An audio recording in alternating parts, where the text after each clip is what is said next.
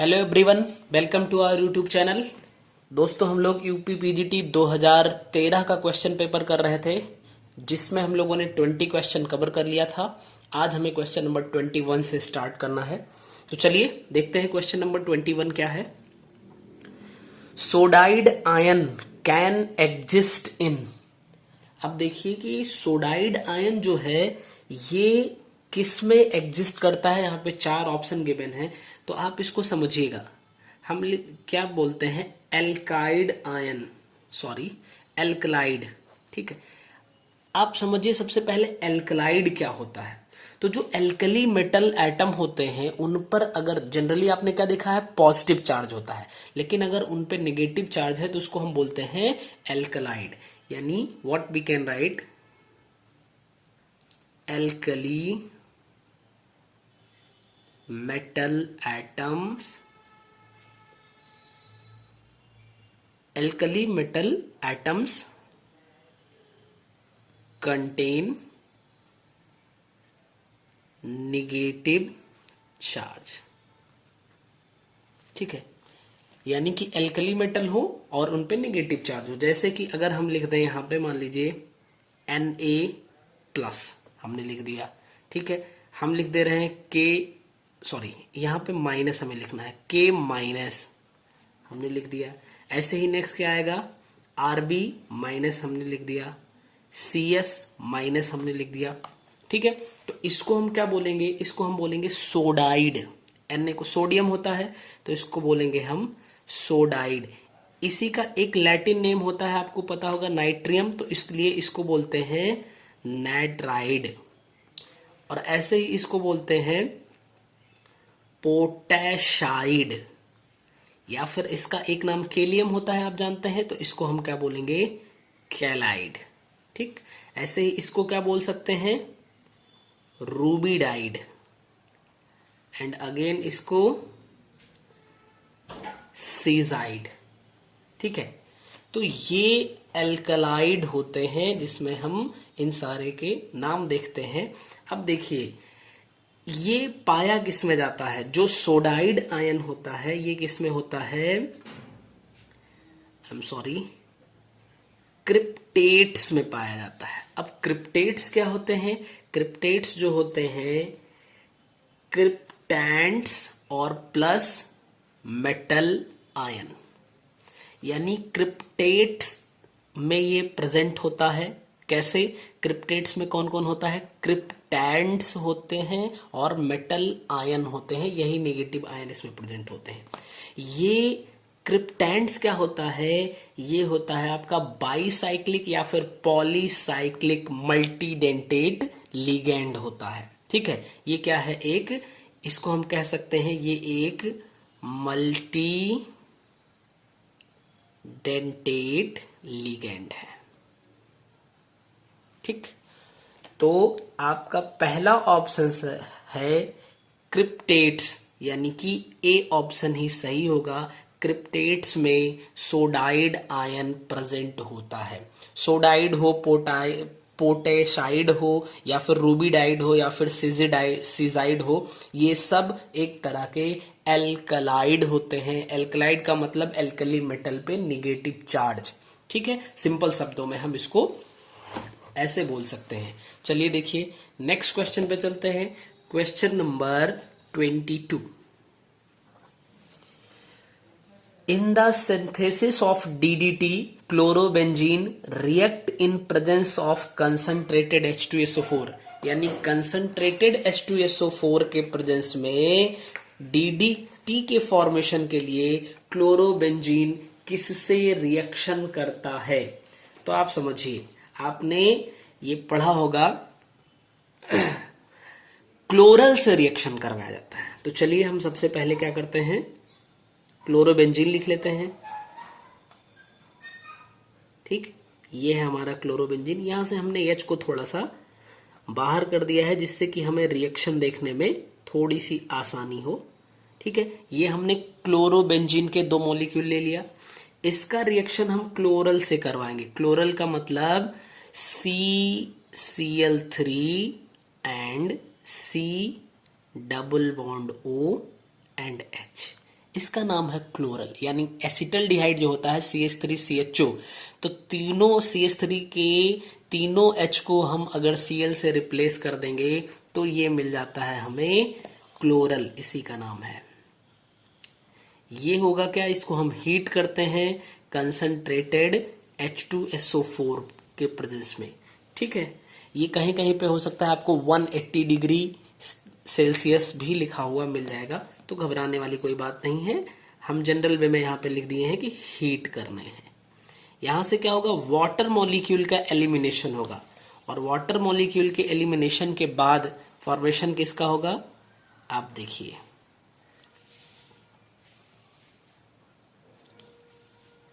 इसमें तो कोई दिक्कत नहीं है, ये और ये दोनों जाके कनेक्ट हो जाएंगे कहां से, इस C से, ठीक है। यहाँ पे हम C लिख देते हैं, और यहां से एक H लगा हुआ है और दूसरा CCl3 लगा हुआ है, इसी का नाम है DDT, ठीक, डाइक्लोरो डाइफेनिल, ठीक, इसका नाम हो जाएगा। फिर उसके बाद ट्राइक्लोरो और एथेन, 2 कार्बन है तो ट्राइक्लोरो एथेन, इसी का नाम है DDT। तो इसका मतलब जो क्लोरोबेंजीन है वो कंसंट्रेटेड H2SO4 के प्रेजेंस में क्लोरल से रिएक्शन करके DDT का फॉर्मेशन करता है। इसका मतलब A ऑप्शन आपका सही हो जाएगा। नेक्स्ट क्वेश्चन पे चलते हैं, question number 23। Heavy water is used in nuclear reactors for fast moving neutrons as. अब समझिए क्वेश्चन नंबर 23 क्या बोल रहा है, हैवी वाटर, ठीक है। हैवी वाटर क्या होता है, हैवी वाटर देखिए H2O को हम बोलते हैं जनरल वाटर। अगर H की जगह पे यानी हाइड्रोजन की जगह पे इसका आइसोटॉप हम ड्यूटीरियम का यूज कर दें तो ये बन जाएगा D2O, इसी को बोलते हैं हम हैवी वाटर, इसी को बोलते हैं हम हैवी वाटर। और ये जो न्यूक्लियर रिएक्टर होता है, न्यूक्लियर रिएक्टर्स, इसमें मॉडरेट की तरह यानी मॉडरेटर की तरह यूज किया जाता है, मॉडरेटर्स, ठीक है। तो हैवी वाटर का यूज न्यूक्लियर रिएक्टर्स में मॉडरेटर की तरह होता है, जो कि न्यूट्रॉन की स्पीड को क्या करते हैं, कम करते हैं, ठीक। चलिए नेक्स्ट क्वेश्चन पे चलते हैं, क्वेश्चन नंबर 24। क्वेश्चन नंबर 24 देखिएगा, while moving from left to right in periodic table in a period the electron affinity is general, ठीक है। ये जनरली होना चाहिए और फिर हमें बताना, यानी कि हम पेरियोडिक टेबल में जब लेफ्ट टू राइट मूव करते हैं तो इलेक्ट्रॉन एफिनिटी पे क्या वेरिएशन होता है। अच्छा, इलेक्ट्रॉन एफिनिटी है क्या, इलेक्ट्रॉन एफिनिटी का मतलब होता है the amount of energy released when an isolated gaseous atom accept 1 or more than electrons to form anion. This is called electron affinity. Means the amount of energy released when an isolated gaseous atom accept 1 or more electron to form an ion, ठीक है। Then this amount of energy is called electron affinity of that atom.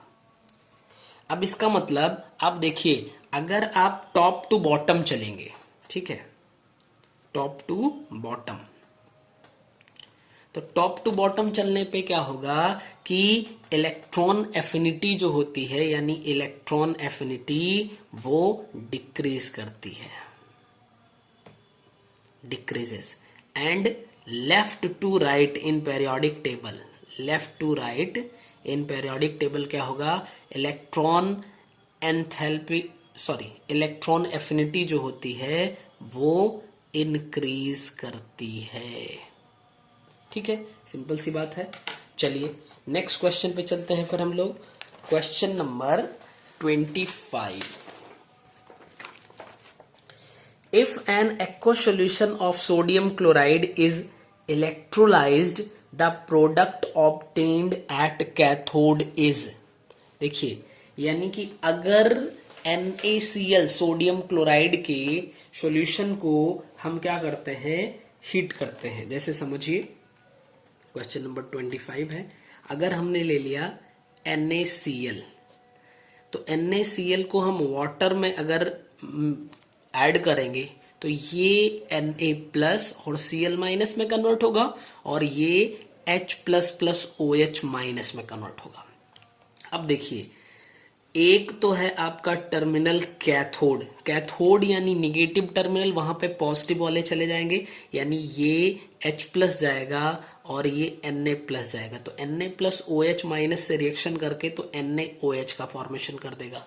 अब देखिए ये क्या करेगा, इसको हम पहले, इसको बाद में देखेंगे, पहले देख लेते हैं एनोड पे, ज्यादा अच्छे से समझ में आएगा आपको। एनोड पे कौन जाएगा, Cl माइनस। Cl माइनस क्या करेगा, इलेक्ट्रॉन को रिलीज कर देगा, इसके पास एक्स्ट्रा इलेक्ट्रॉन है, और ये Cl2 यानी क्लोरीन गैस का फॉर्मेशन कर देगा। तो अगर आपको इसको बैलेंस करना है तो ऐसे कर सकते हैं। अब ये दोनों इलेक्ट्रॉन ये इसको गेन कर लेगा और H2 का फॉर्मेशन कर देगा, यानी कि कैथोड पर हाइड्रोजन गैस और एनोड पर क्लोरीन गैस रिलीज होती है। इसने पूछा है कैथोड पर, यानी कैथोड पर हाइड्रोजन गैस आपकी रिलीज होगी। ऑप्शन ए सही हो जाएगा।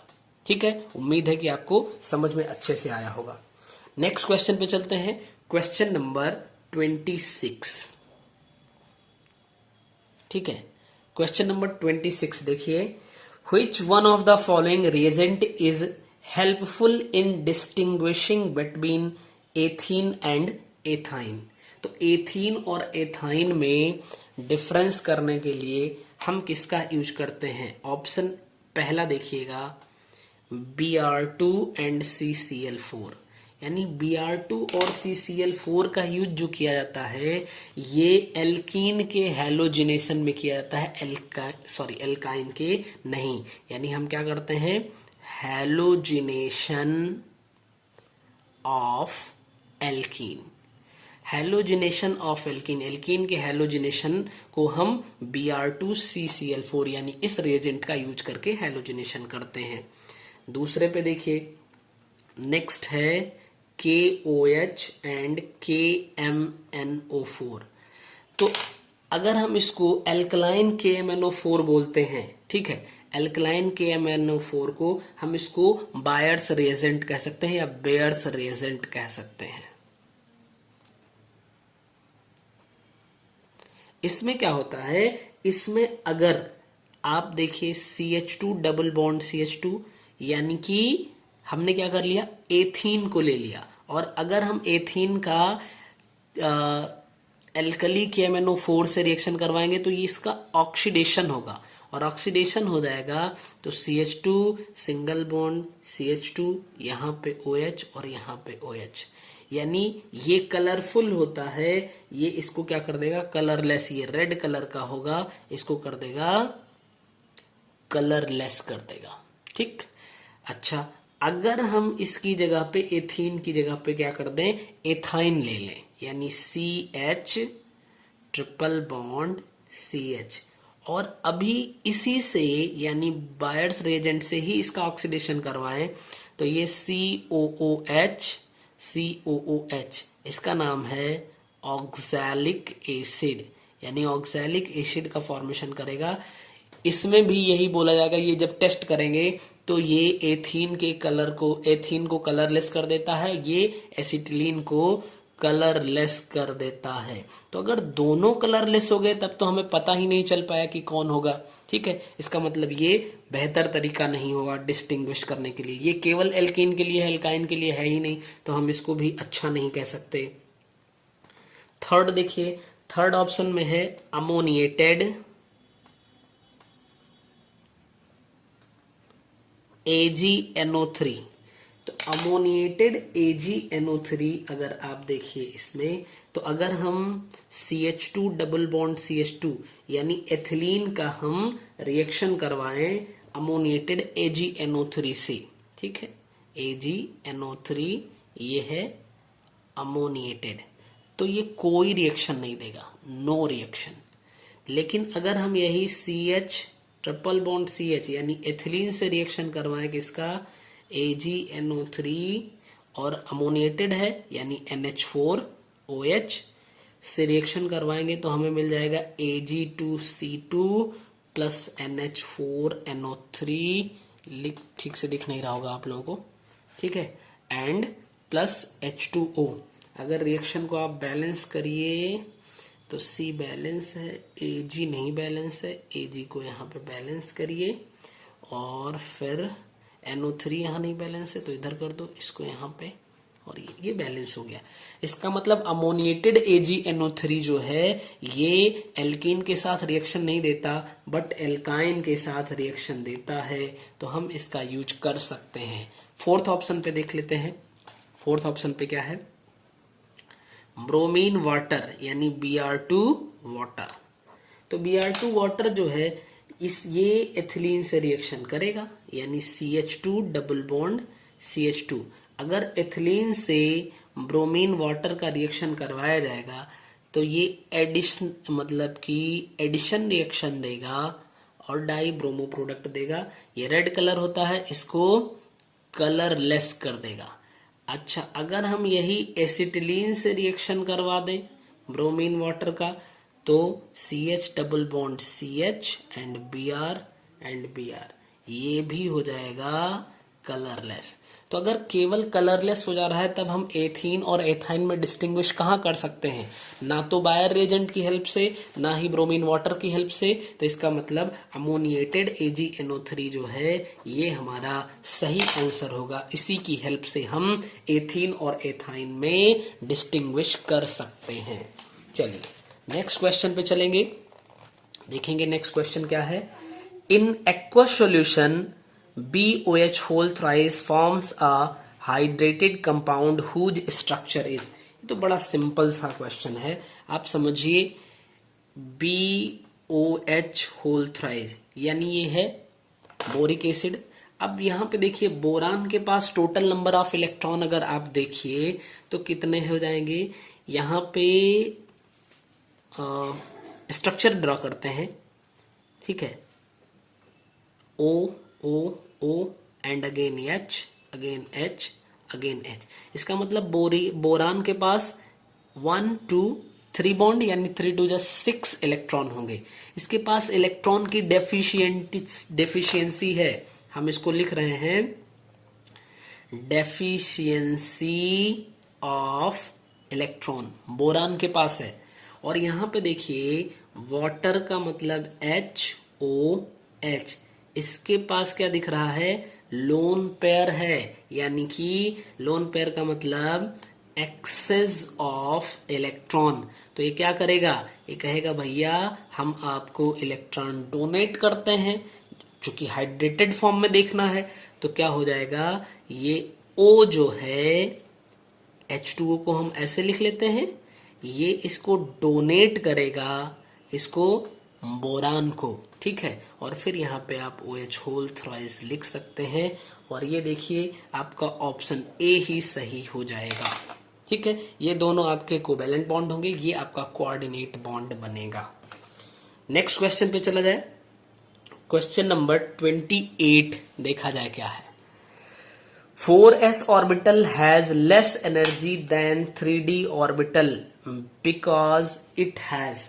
तो आप देखिए अगर आप बात करिए 4s की और साथ में बात करिए 3d की, ठीक है, तो देखिए वैसे देखने पे लग रहा है इसके लिए जो n की वैल्यू है, अगर हम यहाँ पे देखें n की वैल्यू तो 4 है और इसकी वैल्यू 3 है, तो दिमाग में जाता है कि पहले इलेक्ट्रॉन 3d में जाना चाहिए, लोअर एनर्जी लेवल में जाना चाहिए, लेकिन n की वैल्यू ही डिसाइड करे ये जरूरी नहीं है। अब चलते हैं l के पास, तो s के लिए l की वैल्यू 0 होती है, d के लिए 2 होती है।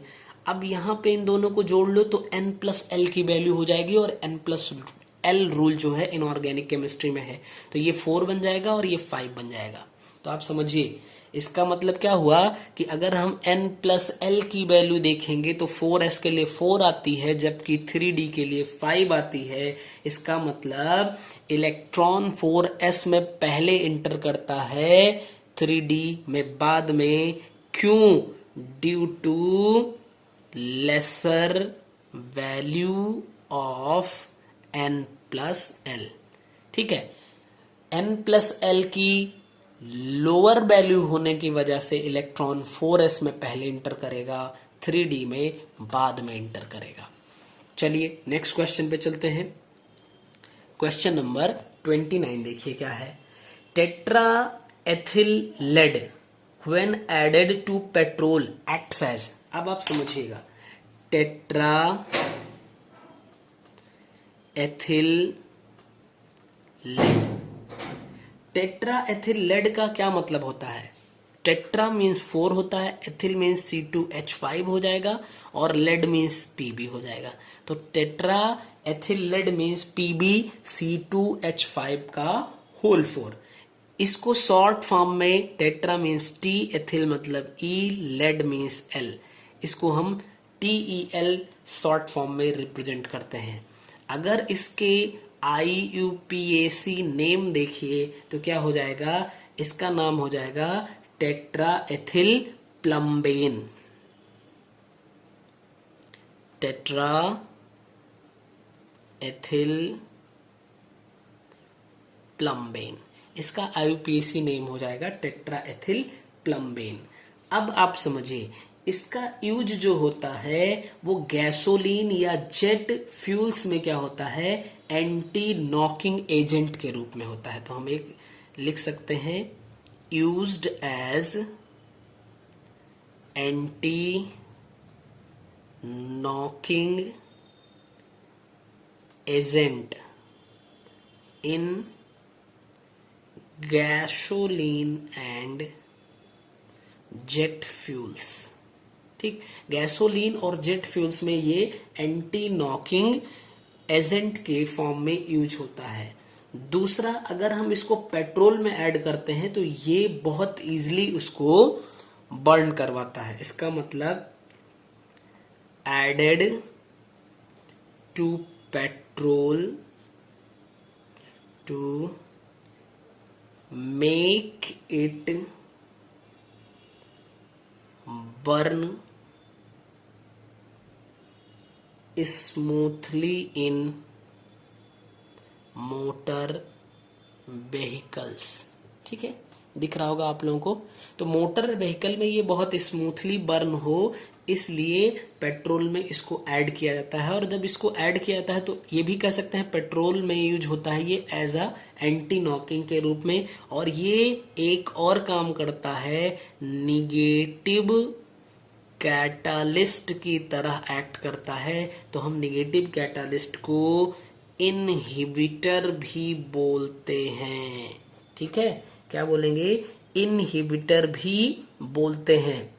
तो आप समझिए TER होता है। तो अब इतनी बातें आप टेट्रा एथिल लेड से संबंधित अगर जान गए हैं तो यकीन मानिए, अगर कभी अब इससे रिलेटेड क्वेश्चन पूछा जाएगा तो इससे बाहर की चीजें मुश्किल से ही होंगी। तो ये किसकी तरह यूज होता है, इनहिबिटर की तरह या निगेटिव कैटालिस्ट की तरह। तो आपका C ऑप्शन बिल्कुल सही होगा। नेक्स्ट क्वेश्चन पे चलते हैं, क्वेश्चन नंबर 30। क्वेश्चन नंबर 30 है, a thermodynamic state function is a function which depends on any one of the following। तो जो थर्मोडायनामिक फंक्शन होता है, थर्मोडायनामिक फंक्शन ये दो चीजों पे डिपेंड करता है, एक इनिशियल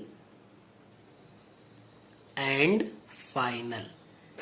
तो इनिशियल और फाइनल स्टेज पे थर्मोडायनामिक फंक्शन डिपेंड करता है। Means a function which depends only upon initial and final stage called thermodynamic function. और ये आपका A ऑप्शन ही सही होगा। तो आज हम लोगों ने 30 क्वेश्चन तक कवर किया है। नेक्स्ट वीडियो में हम लोग इससे आगे कवर करेंगे।